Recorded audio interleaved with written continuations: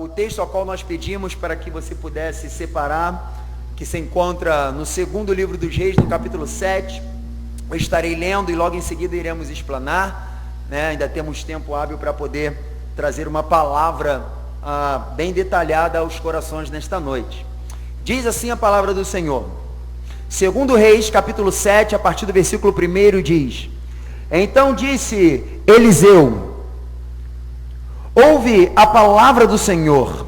Assim diz o Senhor: Amanhã, quase a este tempo, haverá uma medida de farinha por um ciclo, e 2 medidas de cevada por um ciclo, à porta de Samaria.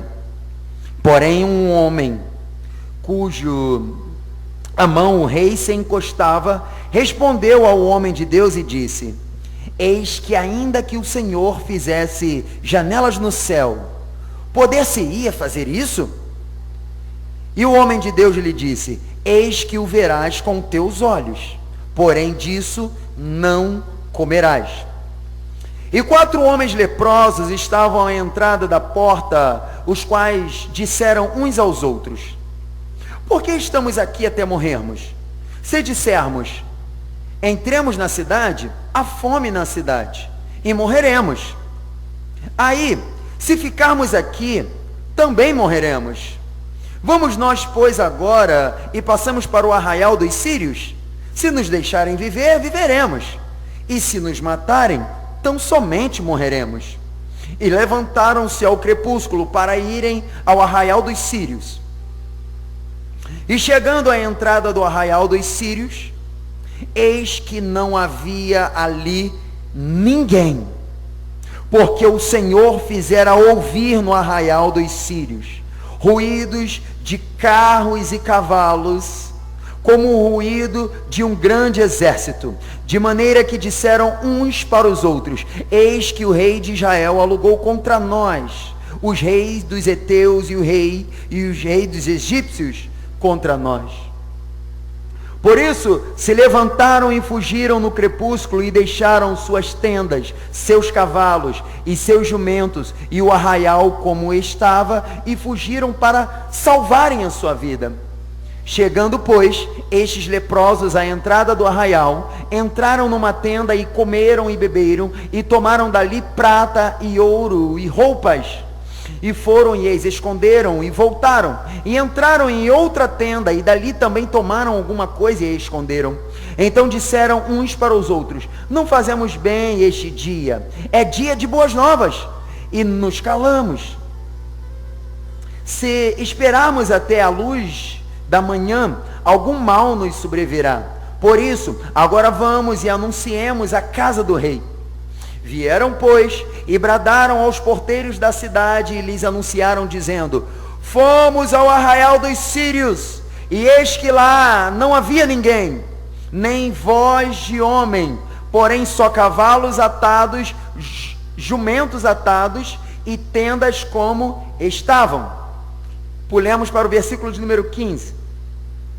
E foram após eles até o Jordão, e eis que todo o caminho estava cheio de roupas e de aviamentos, que os sírios, apressando-se, lançaram fora, e voltaram os mensageiros e anunciaram ao rei. Então saiu o povo e saqueou o arraial dos sírios, e havia uma medida de farinha por um ciclo, e 2 medidas de cevada por um ciclo, conforme a palavra do Senhor. E pusera o rei à porta o Senhor em cujo a mão se encostava, e o povo o atropelou na porta e morreu, conforme falara o homem de Deus, o que falou quando o rei dissera a ele. Senhor Jesus, Pai, diante da tua presença nesta noite, eu ainda quero lhe pedir algo. Que o teu Espírito venha me fazer lembrar de tudo quanto o Senhor me tem dito, de tudo aquilo que o Senhor quer liberar sobre este povo que nos assiste. Que cada pessoa que está juntamente conosco possa embarcar conosco nessa história. Que cada pessoa possa inclinar o seu coração e viver esse momento que o Senhor há de nos conduzir aqui nesta noite. E que nós possamos nos edificar através daquilo que o Senhor tem para liberar sobre nós nesta noite. É o que eu te peço e também te agradeço, crendo na vitória em nome de Jesus Cristo, teu Filho amado. Amém. Amém, amados? Glória a Deus. Bom, nesta noite nós temos uma mensagem para o seu coração. Uma mensagem que até mesmo a leitura ela foi um pouco extensa, mas eu preferi fazer assim para que possa facilitar a compreensão, né, de cada pessoa que está nos assistindo nesta noite. Eu quero que você empreste o seu coração para que nesta noite nós possamos entrar nessa história. A minha Bíblia, ela diz que havia guerra, né, entre os sírios e o povo de Israel. Havia muitas guerras nessa época, e nos capítulos anteriores da passagem a qual nós lemos aqui, a Bíblia ela vem descrevendo alguns episódios concernentes a essa guerra. E diz que em um determinado tempo, o rei dos sírios, ele, na sua câmara ou no seu quarto, ele elaborava estratégias de guerra para poder guerrear contra o povo de Israel. E todas as vezes que ele entrava nos seus aposentos, no seu lugar onde ele estava a sós, onde ele estava ali em secreto, e ele elaborava as suas estratégias de guerra, e após isso ele chamava os seus generais, após isso ele chamava os principais do seu exército para poder estabelecer e ditar para eles qual era a estratégia de batalha. A minha Bíblia diz que Deus, que é onisciente e onipresente, ele testemunhava tudo aquilo que o rei ele falava, o rei dos sírios, ele tentava fazer contra o povo de Israel. E aí Deus, ele revelava o que o rei dos sírios estava falando no seu quarto para um homem chamado Eliseu, o profeta Eliseu, ao qual é um dos protagonistas da história a qual nós lemos aqui. O profeta Eliseu, ele tinha revelação de tudo aquilo que o rei dos sírios, ele bolava fazer lá nos seus aposentos contra Israel. E aí, Eliseu, ele chegava para o rei de Israel e trazia a revelação. Ele trazia a revelação da parte de Deus. Eu imagino que, assim como nos dias de hoje, muitas vezes você talvez já deve ter recebido uma palavra de Deus vindo da parte de um profeta. E normalmente ele chega e ele diz: assim diz o Senhor. Deus manda eu falar para você. Assim, assim, assim você deve fazer. Porque Deus está me revelando que existe um exército que está vindo contra Israel. E a estratégia deles é assim, assim, assado. E aí o profeta Eliseu, ele levava a revelação da parte de Deus para que o povo de Israel, ele não fosse prejudicado na guerra.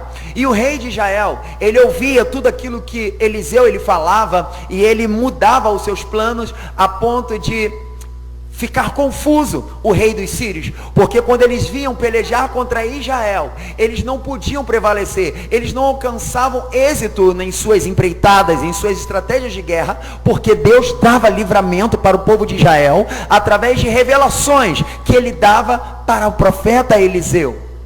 E aí, a história diz que, uma certa feita, o rei dos sírios, ele chama os seus generais, ele diz o seguinte: olha, eu quero saber hoje quem é o X9. Eu quero saber quem é que está entregando os nossos planos, aquilo que nós estamos fazendo aqui para pelejar contra o povo de Israel. E todas as vezes que nós traçamos uma estratégia de batalha, que nós chegamos lá, parece que eles já têm a revelação de tudo que nós vamos fazer, e eles já estão precavidos de tudo que nós vamos fazer. E aí a Bíblia diz que um dos seus homens olha para ele e diz para ele: rei, nós precisamos dizer algo. Não tem ninguém x-noviando o Senhor aqui. Não tem ninguém aqui entregando a estratégia de batalha que o Senhor fala aqui. E aí o rei, imagino que olha para eles e diz assim: mas como não? Como não? Precisa ter um cúmplice, precisa ter alguém aqui que é cúmplice do rei e está levando aquilo que nós falamos aqui para o rei de Israel. E aí eles olham para o rei dos sírios e dizem o seguinte: não, é porque lá em Israel existe um Deus que tem poder, e ele pode revelar todas as coisas. Ele é onisciente, ele é onipresente, ele é onipotente, ele é polivalente, ele é o que for preciso ser, ele sabe tudo. Ele sabe de todas as coisas. E quando o Senhor fala as coisas que são concernentes à estratégia de batalha aqui na sua câmara, Deus, ele ouve no céu e ele revela para Eliseu Eliseu é um profeta que está junto ao rei de Israel. E lá ele revela a estratégia de batalha. E aí o rei dos sírios, ele fica irado. Ele diz o seguinte: então nós precisamos matar esse homem. E a Bíblia diz que agora Israel, ele está lá vivendo um tempo bom. Um tempo bom, embora os sírios eles estavam o tempo todo tentando contra Israel. Os sírios eram uma ameaça. E agora, como eles ficam sabendo que Eliseu ele tinha revelações e estava acabando com os planos dele, o rei dos sírios ele diz o seguinte: olha, eu quero que vocês enviem um exército cheio de carros, cheio de cavalos, para que vá lá e peguem este homem e traga ele para cá, para que nós possamos prendê-lo ou matá-lo. E a Bíblia diz que sai uma comitiva de carros e cavalos e vai até a cidade onde estava Eliseu e o seu moço, chamado Geazi. E a história diz que Eliseu, ele está lá agora, nos seus termos. Acredito que pela manhã ele devia acordar e dizer aquilo que diz aquele livro que foi escrito pelo pastor Benihim: Bom dia, Espírito Santo. Era um homem que tinha muita intimidade de Deus. Eliseu era um profeta que tinha muita intimidade com Deus. Não é à toa que o que o rei dos sírios falava lá do outro lado, Deus revelava para ele aqui. E aí agora vieram exércitos para poder prendê-lo. A Bíblia diz que pela manhã, o seu moço, como de costume, ele abre a porta para ir para o lado de fora. Imagino que, quem sabe, para poder olhar para o sol que brilha, para poder alimentar os animais, para poder ir lá no rio, apanhar um pouco d'água para esquentar um café, eu não sei. Eu sei que ele abre a porta para ver o sol que estava lá fora e dizer: bom dia, Espírito Santo. E quando ele abre a porta, o que foi que ele viu? A Bíblia diz que Geazi, ele vê a cidade cercada. Ele vê a cidade cercada com um exército muito numeroso, um exército inimigo, porque eles vieram ali para buscar o profeta Eliseu, porque Eliseu, ele estava recebendo profecias, palavra da parte de Deus, que estava arruinando com os planos dos sírios, que eram inimigos de Israel. E aí, quando Geazi ele abre a porta e ele vê aquele exército, eu imagino que rapidamente ele fecha aquela porta e ele olha para o lado de dentro. E Eliseu, quando pergunta para ele: o que foi, menino? O que foi, jovem? E ele olha para ele e diz assim: ai de nós que vamos perecer, porque existe lá fora um exército muito numeroso de inimigos, eles vão nos matar. E aí, eu imagino agora Eliseu, ele indo lá para ver o que estava acontecendo, e quando ele vê, ele tranquilamente fecha a porta e olha para Eliseu, e ele diz para ele: Eliseu, ele diz para ele: Geazi, se você pudesse ver a quantidade de anjo que está lá fora, se você pudesse ver a quantidade de carros e cavalos de fogo que estão lá fora, você iria entender que é muito maior aquele que está conosco do que o número que está com eles. É muito maior o que está em nós do que aquele que está no mundo. É muito maior. Aquele homem, ele tinha tranquilidade, porque ele sabia que Deus, ele estava ali naquele lugar. E aí, muitas vezes, nós nos deparamos com situações na vida, onde nós ficamos desesperados, pensando: o que vamos fazer, o que vai acontecer? Olha, o inimigo está à porta, olha, a fome está à porta, olha, os problemas, as coisas estão tudo batendo na nossa porta. E Eliseu, quando ele abre a porta, ele olha para o seu moço, ele olha para aquele jovem que ainda estava aprendendo o que era ser ministério, o que era andar com Deus, e ele vê somente os problemas. Ele olha, ele vê somente os problemas. E Eliseu olha para ele e diz assim: ó, se tu pudesse ver a quantidade de carros e cavalos de fogo, se tu pudesse ver a quantidade de anjo que está lá fora, você estaria com seu coração em paz. E aí, ele ora a Deus e ele fala: Senhor, que o Senhor fira, que o Senhor venha ferir todo esse exército inimigo de cegueira, que eles fiquem cegos agora. E eles ficaram cegos. Quando eles ficam cegos, Eliseu vai até eles e começa a guiá-los. Eliseu começa a guiá-los até o rei de Israel, para que o rei de Israel pudesse mais uma vez entender que Deus era aquele que tinha o domínio sobre todas as coisas, que Deus era aquele que não perdeu o controle de toda a situação. que o Deus que revelava as coisas para ele, era o Deus também que tinha poder para poder cegar os seus inimigos. E aí, ele chega diante do rei de Israel com aquele exército inimigo, e o rei de Israel pergunta para ele: tá bom, e agora, o que nós devemos fazer com eles? Nós devemos matá-los? E aí Eliseu diz para ele assim: não, faz o seguinte, dê para eles água, dê para eles comida, dê para eles um banquete, sirva um banquete para eles, e os libere de volta, deixe eles ir embora, para mostrar que a nossa luta, ela não é contra o carne nem sangue. A nossa luta é contra principado, contra potestades, contra hostes espirituais da maldade que habitam nas regiões celestiais. Às vezes, nós estamos lidando com demônios perigosos. Às vezes, nós estamos entrando em batalhas que são tremendas no reino espiritual, no âmbito espiritual. Há 10 dias atrás, eu travei uma batalha tão forte, uma batalha tão intensa no âmbito espiritual, que naquele mesmo dia eu estava sentado na mesa com a minha família, e eu comecei a sentir uma opressão muito forte. Eu tentei levantar para tentar esparecer a mente, eu caí no chão, sofri um desmaio. Para que você possa entender que às vezes existem batalhas que elas ocorrem no mundo espiritual, não é no mundo material, e a gente precisa saber lidar com isso, a gente precisa saber quem realmente são os nossos inimigos. E ali o profeta Eliseu, através desse gesto, ele nos dá essa lição.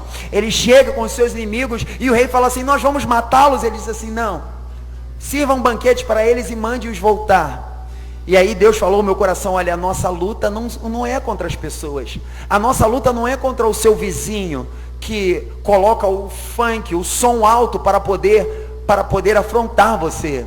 A sua luta não é contra aquela pessoa que maltratou você, que defamou você. A nossa luta são contra demônios perigosíssimos, é contra eles.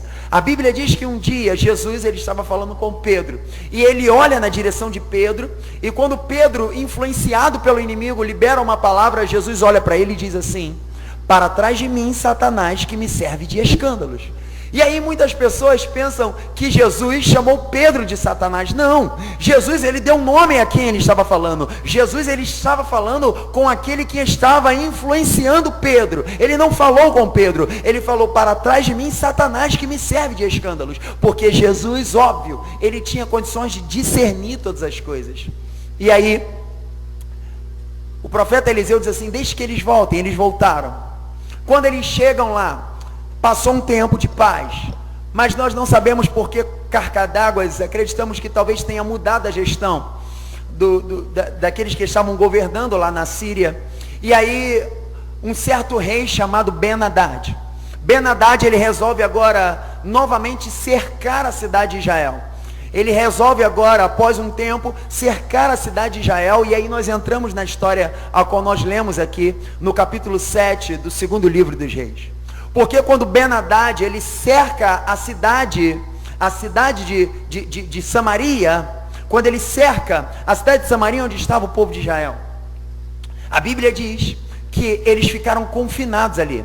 Eles ficavam ali, eles não tinham condições de irem fora do arraial para poder buscar mantimento, para poder comprar, para poder vender, para poder fazer o seu mercado, para poder fazer o intercâmbio, as suas exportações e importações. E aí, obviamente, que houve fome sobre a cidade.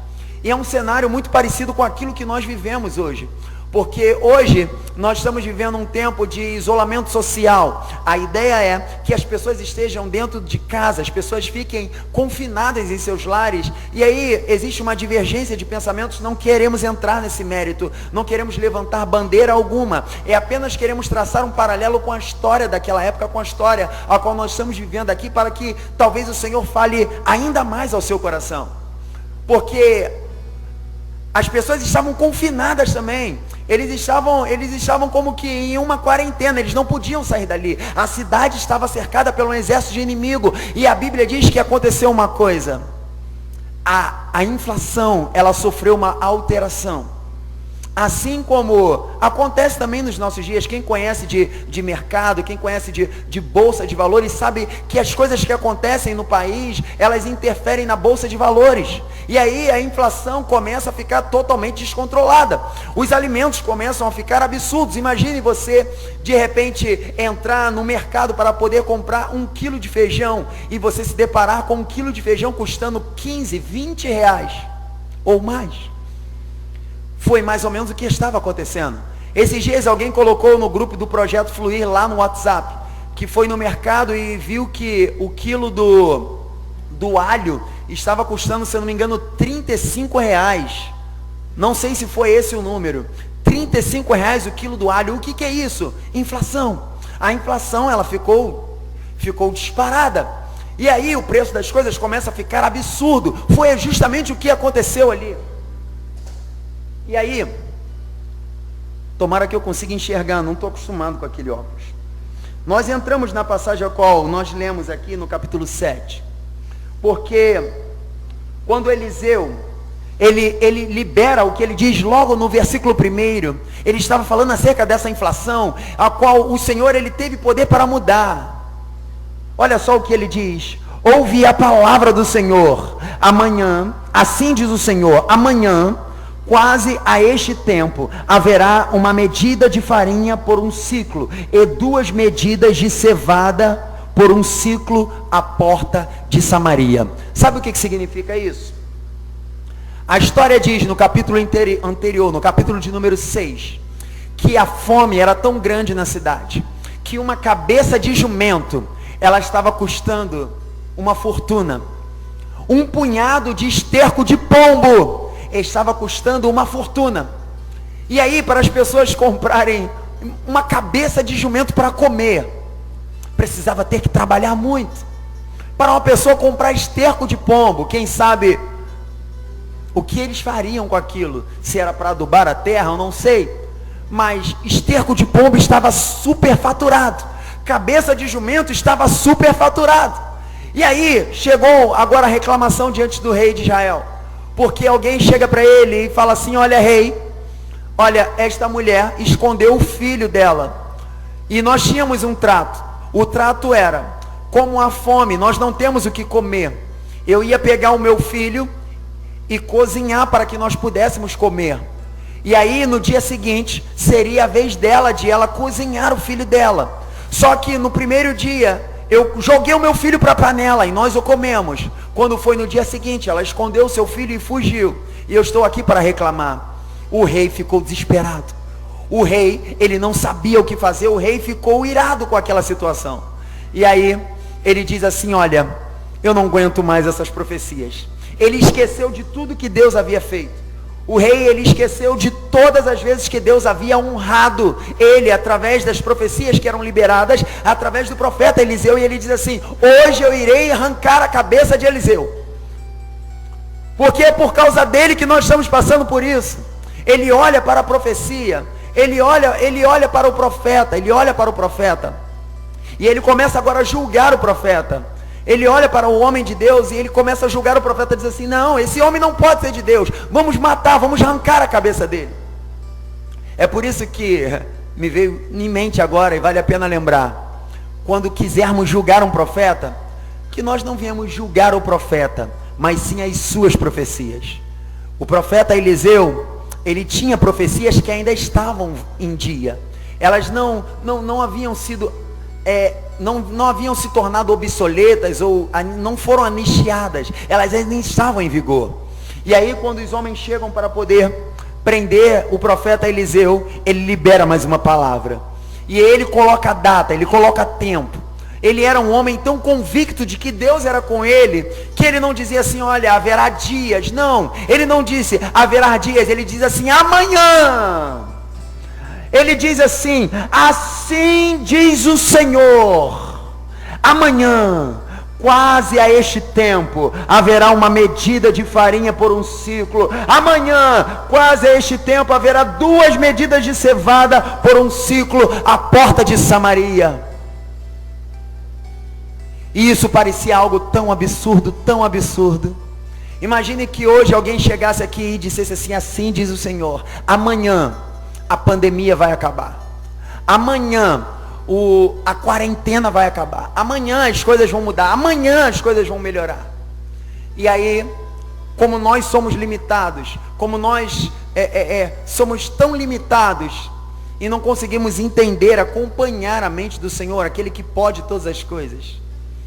Às vezes nós nos comportamos como um certo homem a mão o rei encostava sobre ele. Era alguém próximo do rei, que chegou para poder prender Eliseu, e Eliseu diz assim: olha, amanhã vai melhorar, cara. Amanhã as coisas vão melhorar. E aquele homem olha para Eliseu e diz o seguinte: ó, ainda que Deus abrisse as janelas do céu e derramasse as mais copiosas bênçãos dele sobre esse lugar. Cara, isso não pode acontecer, isso é impossível. E aí vale a pena lembrar que o nosso Deus, ele é um Deus do impossível. Ele é justamente o Deus do impossível. Ele é aquele que traz solução para aquilo que não tem mais solução.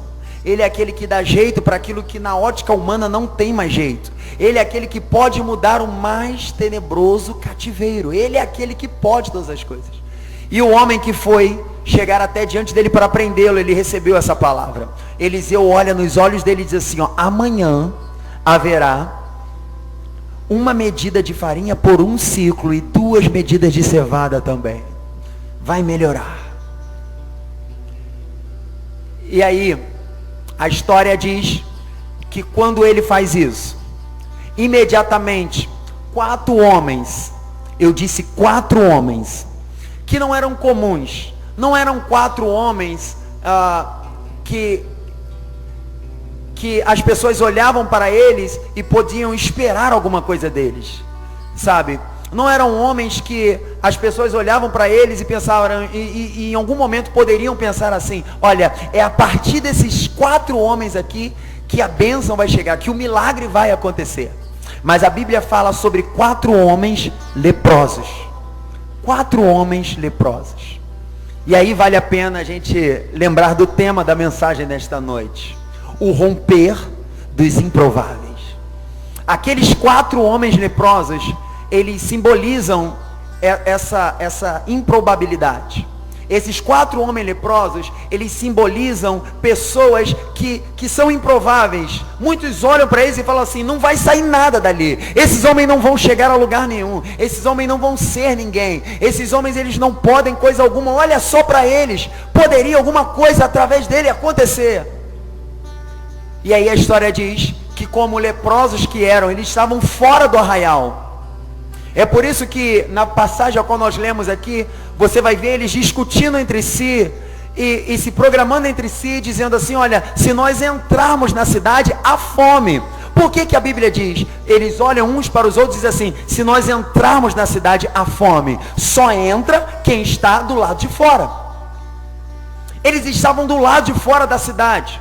Eles estavam do lado de fora do arraial do povo de Israel. Por quê? Porque eles eram leprosos. E os leprosos, eles eram extremamente desprezados. Havia uma acepção acerca dos leprosos, e eles não podiam estar no meio do povo, porque era uma doença contagiosa, e eles precisavam estar longe dos demais. Eles precisavam estar descartados do meio do povo. Eram totalmente improváveis. Ou seja, esses homens não tem mais jeito para eles. Eles não servem para mais nada. Deixe eles do lado de fora, no Vale dos Leprosos. Era onde eles ficavam, no Vale dos Leprosos. E se porventura algum deles precisasse entrar na cidade, eles precisavam colocar alguma coisa que emitisse efeito sonoro no seu corpo, guizos, sinos, e viessem batendo no peito e gritando: leproso, leproso, para que as pessoas se afastassem dele, saíssem do caminho dele, porque ele era uma pessoa improvável, era uma pessoa asquerosa. E por que eu coloquei o tema dessa mensagem como o romper dos improváveis? Porque eles olharam um para os outros, do lado de fora, lá no Vale dos Leprosos. Eles olharam uns para os outros, aqueles 4 leprosos, e um levanta uma questão dizendo: olha, se nós ficarmos aqui, nós vamos morrer. Se nós ficarmos parados aqui, nós vamos morrer. Se nós entrarmos na cidade, na cidade onde está o nosso povo, o povo de Israel, nós vamos morrer, porque há fome lá. E aí um olha para o outro e diz assim: pois é, e aí, o que faremos? O que faremos? E aí ele diz assim: ué, se a gente ficar aqui, a gente morre. Se entrar na cidade, nós morreremos. Então vamos lá no meio do povo de Israel, vamos lá no meio dos sírios, vamos no arraial dos sírios, vamos lá. E aí imagino talvez se alguém olhasse um para o outro e falasse assim, mas eles vão nos matar. E aí a pergunta é, mas se a gente ficar aqui, o que vai acontecer? A gente vai morrer. Se a gente entrar na cidade, o que vai acontecer? A gente vai morrer. Então qual o problema nós irmos lá? Se nos deixarem viver, morreremos. Mas se nos matarem, tão somente morreremos. Então aqueles homens, eles decidiram romper em fé. Eles decidiram romper em fé. Aqueles 4 homens leprosos, aqueles 4 improváveis, eles decidiram romper. E a partir do romper daqueles 4 improváveis, olha só o que foi que aconteceu. A história diz que ao crepúsculo, eles romperam marcha. Quando eu digo romper, eu lembro no quartel, quando nós estávamos ali marcando o passo, ao som de trombetas, ao som da banda que estava tocando, e havia um toque, que era o toque de romper marcha, e a gente, como um grande exército, avançava, ia em direção ao destino que era colocado para a tropa. E eu vejo na Bíblia, muitas vezes, o grande general dos exércitos, o grande Senhor dos exércitos, ele nos dando ordem para que nós viemos romper marcha em direção à vitória. E eu lembro que quando o povo chega diante do mar Vermelho, e na última mensagem, na quarta-feira, nós falamos sobre isso, que olhavam uns para os outros e falavam assim, Moisés tirou a gente lá do Egito para que a gente venha morrer aqui. E aí Deus olha para Moisés e diz para Moisés o seguinte, por que clamas a mim, Moisés? Diga para o povo de Israel que marchem. Diga para o povo de Israel que marchem. E quando eu lembro da palavra marchar, eu começo a entender que eles romperam marcha. Quando eles rompem marcha e vão em direção ao mar, e vão em direção ao problema, rompendo marcha pela fé, aí grandes milagres começam a acontecer. Na passagem do Mar Vermelho, a Bíblia diz que o mar se abriu, e eles atravessaram o mar a pés enxutos. Esses 4 leprosos fizeram diferente. Eles romperam marcha em direção aos inimigos. Eles romperam marcha em direção ao arraial dos sírios. E a Bíblia diz que Deus operou um grande milagre. Com certeza, o arraial dos sírios, ele também tinha as suas estratégias de defesa. E assim como nos aquartelamentos, né, onde muitos de nós tivemos a oportunidade de servir, tirar serviço, o Júnior, né, o Tiago que ali está, existem guaritas, e aquele sentinela da hora que está na guarita, ele precisa observar o que está acontecendo lá de fora. Se ele ver alguma alteração, ele precisa acionar o plano de defesa. E aí o plano de defesa, ele tem diversas estratégias, e quem sabe pode chegar ao ponto de precisar evadir do local. E aí, eu imagino que o sentinela que estava ali, ele agora ouve algo diferente. Houve uma alteração no serviço daquele homem, porque quando aqueles 4 leprosos, eles romperam marcha, e eles começaram a caminhar. Eu imagino aqueles homens caminhando, e o que deveria ser como apenas passo de meros homens leprosos caminhando, Deus colocou amplificadores no pé daqueles homens. Deus colocou amplificadores espirituais nos pés daqueles homens. E o sentinela que estava do outro lado, ele ouve algo como cavalgar de cavalos. Ele ouve como um som de um exército, de muitos carros e cavalos. E aí, quando ele ouve aquilo, pelo poder de Deus, ele anuncia dentro do arraial dos sírios, dizendo, olha, certamente o rei de Israel, mais uma vez, bolou estratégias de defesa contra nós, e agora ele está vindo. Ele deve ter alugado o rei dos egípcios, o rei das outras cidades, para poder ajudar, porque está vindo um exército muito grande contra nós. E o exército que estava indo contra eles eram meros 4 leprosos, 4 improváveis, que decidiram romper marcha e ir em direção ao problema. Romperam em fé e falaram: nós vamos lá para ver o que é que vai acontecer. Vamos ver o que vai acontecer. Se nós ficarmos aqui, nós vamos perecer. Vamos em direção ao arraial dos sírios. E quando eles chegaram lá, os sírios já tinham evadido do local. Eles já não estavam mais lá. E aí eles viram pelo chão as roupas que eles foram deixando. E eles viram que lá tinham cavalos atados, tinham jumentos atados, que tinha comida, que tinha prata, que tinha ouro, que tinha tudo lá, tudo preparado para que eles pudessem chegar e despojar-se. Os despojos estavam ali da guerra que sequer eles precisaram travar. Porque a Bíblia, ela é fiel e verdadeira quando ela diz: o Senhor uma vez ele disse: nesta peleja vós não tereis que pelejar, porque eu, o Senhor, sou aquele que pelejarei por vós. Ficarão envergonhados e confusos todos os seus inimigos. Querido, você que está nesta noite nos assistindo, saiba que Deus, ele tem poder para fazer isso. Deus, ele tem poder para confundir os seus inimigos. Quando você romper em fé, quando você romper marcha, você que é um improvável, você que muitas pessoas olham para você e falam assim: esse aí não tem poder, esse aí não pode nada, esse aí não vai chegar a lugar nenhum. E aí você, através de um ato de coragem, você rompe em direção do lugar aonde para muitos simboliza como problema. Mas o Senhor dos Exércitos é aquele que encoraja você, e você vai com a direção de Deus. E aí, um grande milagre aconteceu. Eles evadiram do local e os homens leprosos romperam em fé, chegaram lá e pegaram os seus despojos e disseram assim: olha, vamos lá e vamos voltar em Israel e anunciar as boas novas. Vamos dizer para eles o que é que está acontecendo aqui, que tem comida para eles, que tem água para eles, que tem cavalos, que tem carro, que tem vestimenta, que tem ouro, que tem prata, que tem farinha em abundância, que tem cevada em abundância.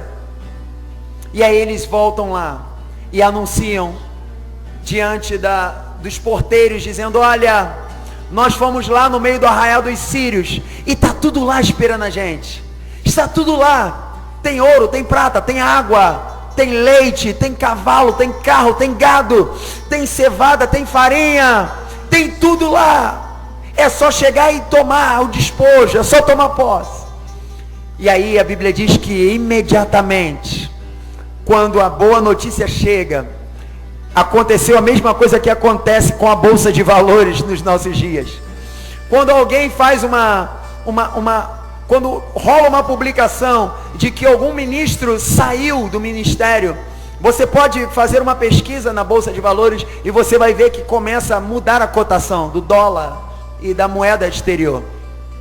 Toda vez que acontece alguma má notícia, algum déficit no governo, algum escândalo com o governo, você vai ver que na Bolsa de Valores acontece uma alteração. E quando aqueles 4 leprosos, eles chegam e dão a boa notícia dizendo: olha, o cenário está diferente, tem comida lá, está só esperando a gente, tem despojo lá, está só esperando a gente, tem coisa boa lá, está só esperando a gente. Nós rompemos em fé e chegamos lá e descobrimos que existem bênçãos lá, está só esperando a gente. E a Bíblia diz que a partir daí, uma medida de farinha, ela passou a custar um ciclo. 2 medidas de cevada, ela passou a custar um ciclo. As coisas mudaram, a inflação mudou. Ninguém mais precisava comer cabeça de jumento.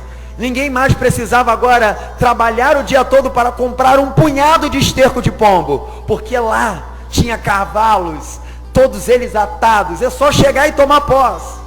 Deus falou: olha, pode entrar e despojarem-se, podem tomar posse, é para vocês, é para vocês. E aí, para que nós venhamos encerrar essa mensagem, e que você entenda que você precisa colocar a sua fé no Senhor, porque no início da mensagem, no 2º versículo, quando Eliseu, ele olha para aquele homem a cuja a mão o rei se encostava e diz para ele: olha, amanhã uma medida de farinha vai estar custando 1 ciclo e 2 medidas de cevada também. O homem olhou para Eliseu e disse assim: olha, nem se Deus abrir a janela do céu, isso vai acontecer. Nem Deus pode fazer isso. Aquele homem, ele olhou para Eliseu e falou assim: ó, Deus não pode fazer isso, não é possível que vai acontecer. Não é possível, isso contraria todas as estimativas, todas as estatísticas, isso não vai acontecer, não é possível. E aí Eliseu olhou para ele e disse o seguinte: olha, vai acontecer, mas assim diz o Senhor, com os seus olhos tu verás, mas tu não irá tomar posse de nada disso. A história diz que quando aqueles homens a quem receberam a notícia dos 4 leprosos que vieram anunciar aos porteiros, e aí os porteiros foram lá para verificar o que havia acontecido e viram que era verdade. Eles voltaram e anunciaram à porta do rei e falaram: rei, é verdade. Esses 4 improváveis, eles romperam, foram lá e viram que tem vitória para a gente lá. Eles viram que tem bênção para a gente lá. Agora pode liberar o povo para que o povo possa ir lá e tomar posse. A Bíblia diz que o rei de Israel, ele pegou justamente aquele homem que ele confiava, o homem a qual ele colocava a sua mão sobre os seus ombros e diz para ele: olha, faz o seguinte, vai na frente e comece a organizar a fila. Fique à porta da cidade de Samaria, a porta do arraial dos sírios, perdão. Fique à porta do arraial dos sírios, onde está a bênção, onde está o despojo, e organize a fila para que as pessoas possam entrar de maneira ordenada. Aquele homem vai e fica ali na frente, pensando que poderia organizar a fila e logo em seguida ele iria entrar para poder despojar-se também. Mas havia uma palavra liberada do profeta dizendo para ele: olha, porque você não teve fé, você não vai usufruir disso. Porque você não teve fé, você não vai tomar posse, você não vai despojar-se disso. E quando ele fica ali tentando organizar a fila, a Bíblia diz que o povo, ele veio com muita sede ao pote. O povo, ele veio em desabalada carreira, eles estavam com fome, eles estavam passando dias muito difíceis, e aí eles entraram com os olhos em chamas, a fim de saquear logo aquela cidade e despojar-se do que estava ali. E a história diz que eles atropelaram aquele homem. Aquele homem, ele morreu pisoteado à porta de Samaria. Ele morreu pisoteado, porque ninguém o respeitou. E a Bíblia diz que isto aconteceu para que se cumprisse a palavra que foi liberada através do profeta, dizendo: com os seus olhos verás, mas não tomará posse. Então, eu quero encerrar essa mensagem dizendo para você que existe um Deus que está observando a sua igreja.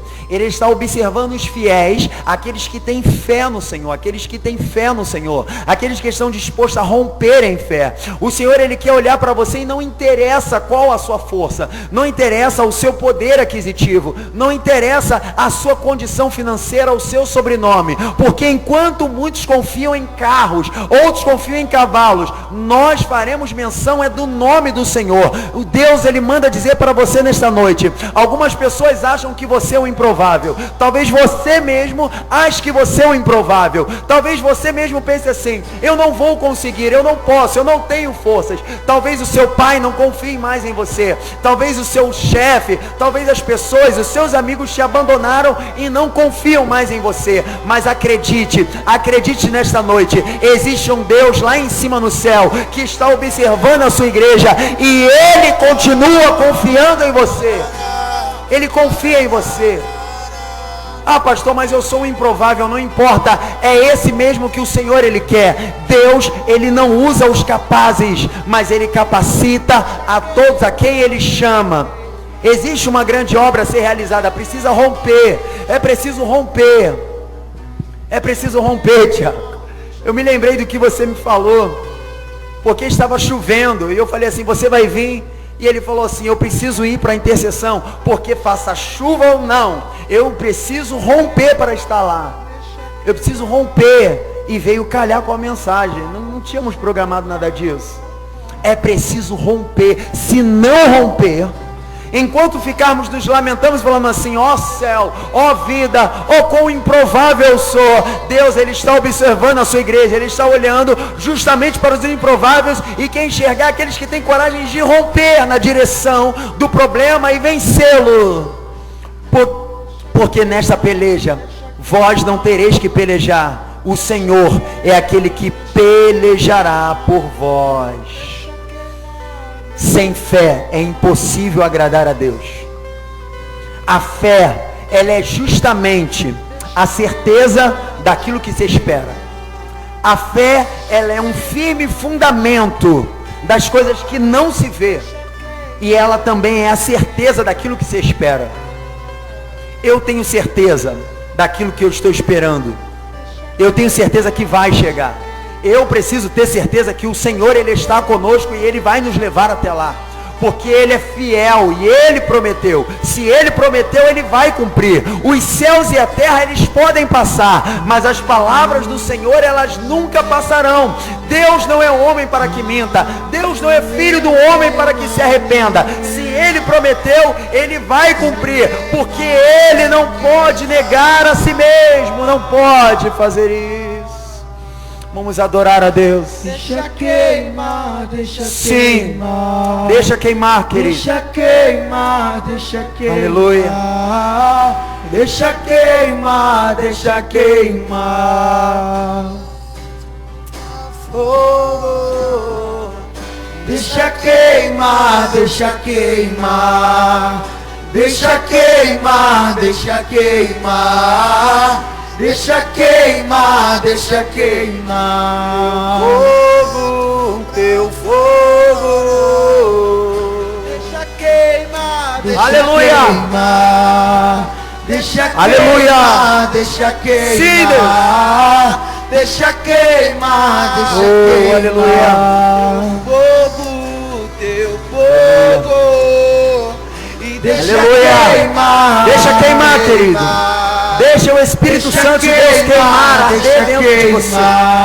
Deixa Ele produzir frutos dignos de arrependimento dentro de você. É de dentro para fora que Ele precisa queimar isso.